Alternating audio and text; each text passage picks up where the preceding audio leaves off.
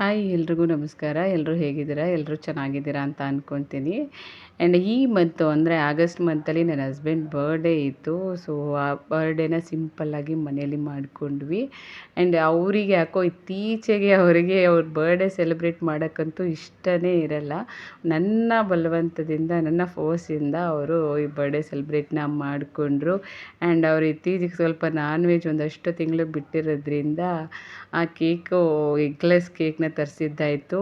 ತುಂಬ ಜನಕ್ಕೆ ಗೊತ್ತಿಲ್ಲ ಅಂದ್ಕೊತೀನಿ, ಎಗ್ಲೆಸ್ ಕೇಕು ತುಂಬ ಕಾಸ್ಟ್ಲಿ ಇರುತ್ತೆ ನಾರ್ಮಲ್ ಕೇಕ್ಗಿಂತ. ಆ್ಯಂಡ್ ಎಲ್ಲ ಶಾಪ್ಗಳಲ್ಲೂ ಸಿಗಲ್ಲ, ಅಂದರೆ ಎಲ್ಲ ಬೇಕ್ರಿಗಳಲ್ಲೂ ಸಿಗಲ್ಲ. ಸೆಲೆಕ್ಟೆಡ್ ಬೇಕ್ರಿಗಳಲ್ಲಿ ಎಗ್ಲೆಸ್ ಕೇಕ್ಗಳು ಸಿಗುತ್ತೆ. ಆ್ಯಂಡ್ ಅದು ಸ್ವಲ್ಪ ಕಾಸ್ಟ್ಲಿನೇ ಇರುತ್ತೆ. ಅಂದರೆ ಅಪ್ರಾಕ್ಸಿಮೇಟ್ 1 kg ಇದಕ್ಕೆ ಕೇಕಿಗೆ ₹1,000 ಇರುತ್ತೆ. ಅಷ್ಟೊಂದು ಕಾಸ್ಟ್ಲಿ ಅಂತ ನನಗೂ ಗೊತ್ತಿಲ್ಲ. ಇದೇ ಫಸ್ಟ್ ಟೈಮು ನನಗೂ ಗೊತ್ತಾಗಿದ್ದು. ಪರವಾಗಿಲ್ಲ, ಯಾಕಂದರೆ ವರ್ಷಕ್ಕೆ ಒಂದೇ ಸತಿ ಅಲ್ವಾ ಬರ್ಡೇ ಬರೋದು. ಸೊ, ಅದನ್ನು ಸೆಲೆಬ್ರೇಟ್ ಮಾಡಿಲ್ಲ ಅಂದರೆ ಹೇಗೆ? ಸೊ, ಹಾಗಾಗಿ ಕೇಕ್ ತರಿಸಿ ಅವ್ರಿಗೆ ಕೇಕ್ ಕಟ್ ಮಾಡಿದ್ದಾಯಿತು. ಮತ್ತು ಅವ್ರಿಗೆ ತಿನ್ನಿಸ್ತಾ ಇದ್ದಾರೆ ನೋಡಿ. ಆ್ಯಂಡ್ ನನ್ನ ಮಗನಿಗೆ ಸ್ವಲ್ಪ ಜ್ವರ ಇದ್ದಿದ್ದರಿಂದ ಆ್ಯಂಡ್ ನಿದ್ರೆಯಲ್ಲಿದ್ದ ಅವನು. ಸೊ, ಹಾಗಾಗಿ ಅವನಿಗೆ ಮೂಡಿಲ್ಲ, ಅವನಿಗೆ ಕೇಕ್ ತಿನ್ನೋ ಮೂಡ್ ಇರಲಿಲ್ಲ. ಬಟ್ ನನ್ನ ಮಗಳಿಗಂತೂ ಅವಳಿಗೆ ಎಷ್ಟು ಬೇಗ ನನಗೆ ಕೇಕ್ ಕೊಡ್ತಾರೋ ಅಂದ್ಕೊಂಡು ಈಗ ನೋಡಿ ಕಿತ್ಕೊಳ್ಳೋಕ್ಕೆ ಹೋಗ್ತಾ ಇದ್ಲು ಅವ್ರ ಹತ್ರ. ಬಟ್ ನಾವೇನು ಆ ಥರದ್ದೆಲ್ಲ ಯಾವುದೂ ಕೊಡ್ತಾ ಇಲ್ಲ ಅವಳಿಗೆ. ಇನ್ನೂ ಚಿಕ್ಕ ಪಾಪು ಆಗಿರೋದ್ರಿಂದ ಕೇಕು ಈ ಥರ ಐಟಮ್ಸ್ನೆಲ್ಲ ನಾವು ತಿನ್ನಿಸಲ್ಲ ಅವಳಿಗೆ.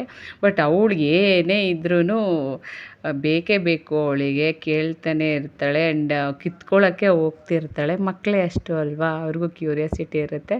ಸೊ, ಹಾಗಾಗಿ ಹಂಗೆ ಮಾಡ್ತಿರ್ತಾಳೆ. ಹೀಗೆ ಹಸ್ಬೆಂಡ್ ಬರ್ಡೇ ಮುಗಿಸ್ಕೊಂಡ್ವಿ. ಹಾಗೆ ಈ ಮಂತಲ್ಲಿ ಇಂಡಿಪೆಂಡೆನ್ಸ್ ಡೇ ಇದ್ದಿದ್ದರಿಂದ ಸ್ಕೂಲಲ್ಲಿ ನನ್ನ ಮಗನಿಗೆ ಈ ಫ್ರೀಡಮ್ ಫೈಟರ್ದು ಯಾವುದಾದ್ರೂ ಕಾಸ್ಟ್ಯೂಮ್ ಹಾಕ್ಕೊಂಬನ್ನಿ ಅಂತ ಹೇಳಿದ್ರಂತೆ. ಸೊ, ಅವನಿಗೆ ಸುಭಾಷ್ ಚಂದ್ರ ಬೋಸ್ದು ಡ್ರೆಸ್ಸು ತುಂಬ ಸೂಟ್ ಆಗುತ್ತೆ ಅಂತ ನನಗನ್ನಿಸ್ತು. ಸೊ, ಹಾಗಾಗಿ ಈ ಡ್ರೆಸ್ನ ಅವನಿಗೆ ಹಾಕಿದೆ. ಅವನಿಗಂತೂ ಈ ಡ್ರೆಸ್ ಹಾಕ್ಕೊಳ್ಳೋಕ್ಕೆ ತುಂಬಾ ಖುಷಿ ಇತ್ತು. ಯಾಕಂದರೆ ಮೇಯ್ನಾಗಿ ಅವನಿಗೆ ಆ ಗನ್ ಅಂದರೆ ತುಂಬ ಇಷ್ಟ. ತುಂಬಾ ಸ್ಟಿಫಾಗಿ ನಿಂತ್ಕೊತಾ ಇದ್ದ. ಅದಕ್ಕೆ ಸ್ಮೈಲ್ ಕೊಡು ಅಂದರೆ ನೋಡಿ ಯಾವ ಥರ ಸ್ಮೈಲ್ ಕೊಡ್ತಾ ಇದ್ದಾನೆ. ಆಮೇಲೆ ಸ್ವಲ್ಪ ಕಡಿಮೆ ಮಾಡು ಅಂದರೆ ನೋಡಿ ಯಾವ ಥರ ಇನ್ನೊಂದು ಥರ ಸ್ಮೈಲ್ ಕೊಡ್ತಿದ್ದಾನೆ. ಆ್ಯಂಡ್ ತುಂಬಾ ಕ್ಯೂಟ್ ಕಾಣಿಸ್ತಾ ಇದ್ದ. ನಮ್ಮ ದೃಷ್ಟಿನೇ ಅವನಿಗೆ ಬೀಳ್ತಿತ್ತು ಅನ್ನಿಸ್ತಿತ್ತು. ತುಂಬಾ ಚೆನ್ನಾಗಿ ಕಾಣಿಸ್ತಾ ಇದ್ದ. ಆ್ಯಂಡ್ ನಮ್ಮ ಪಾಪನ ಅವಳು ಮಲಗಿದ್ರು ಒಂದು ಫೋಟೋ ಬೇಕಲ್ಲ ಅವನ ಜೊತೇಲಿ ಅಂತ ಅಂದ್ಬಿಟ್ಟು ಎತ್ಕೊಂಬಂದು ಅವನ ಜೊತೆ ಫೋಟೋ ತೆಗ್ಸಿದ್ವಿ. ಅವಳಿಗಂತೂ ಇವನು ಅಣ್ಣ ಏನೋ ಹಾಕ್ಕೊಂಬಿಟ್ಟಿದ್ದಾನೆ ಅಂತ ಅವನ್ನೇ ನೋಡ್ತಿರೋಳು. ತಾಯಂದ್ರಿಗೆ ಅಷ್ಟೇ ಅಲ್ವಾ, ತನ್ನ ಮಕ್ಕಳಿಗೆ ಈ ಥರ ರೆಡಿ ಮಾಡೋದ್ರಲ್ಲಿ ಅವ್ರಿಗೆ ಖುಷಿ ಸಿಗುತ್ತೆ ಅಲ್ವಾ. ಆ್ಯಂಡ್ ಸ್ಕೂಲ್ಗೂ ಹೋಗಿ ಬಂದ. ಡೈಲಿ ಅವ್ರ ಅಪ್ಪ ಕರ್ಕೊಂಬರ್ತಾರೆ. ಆ್ಯಂಡ್ ನನಗಂತೂ ತುಂಬ ಭಯ ಇತ್ತು.